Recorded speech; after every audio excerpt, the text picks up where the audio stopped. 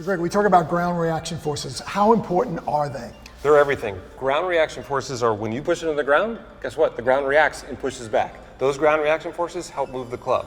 Our goal as golfers is to, whenever we push in the ground, to maximize the forces coming back. To do that, I need to push into the shoe. The shoe needs to be able to transfer to the ground. The connection between your foot and the shoe is critical. If there's any type of slippage, or lack of traction between the two, you're going to lose forces. So if you don't have the right fit, you're not going to hit it as far as you ultimately want.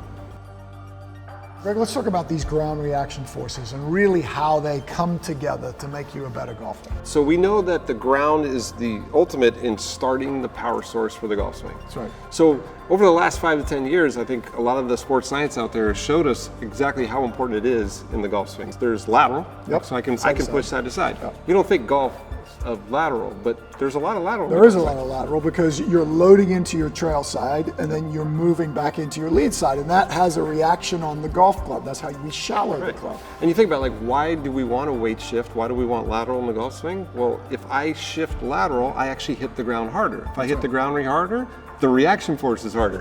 One that I think a lot of people don't know it's important is vertical, is up and down, like jumping. Yes. Right now you look at the best players in the world, I mean, their feet aren't even on the ground at impact. They're not. And I think that confuses a lot of people because when we talk about jumping, you know, where the ball's on the ground, and when you talk about maintaining your spine angle as an instructor and stay stable and stay in posture. Firm, planted, front side. Exactly, but you can still push with your legs and stay in posture, and that's what we see great players do. We now know that, okay, those ground reaction forces that we just talked about, lateral, vertical, and even front to back, Yes. are all very important in the golf swing. But we know that once you create the ground reaction force, well, guess what? We need time to get that force from your feet to the golf club. That's right. So when you do this is really important. You can't be thinking impact. No. There's not enough time. Like, I need to actually create my ground reaction forces almost in transition to the top of my golf swing. Well, that's right. And the golf swing takes such a little amount of time that most of the people that we see, most amateur golfers, are way late in these forces. Right. So they're not maximizing their speed because the way they're pushing or the way they're thinking about pushing is wrong.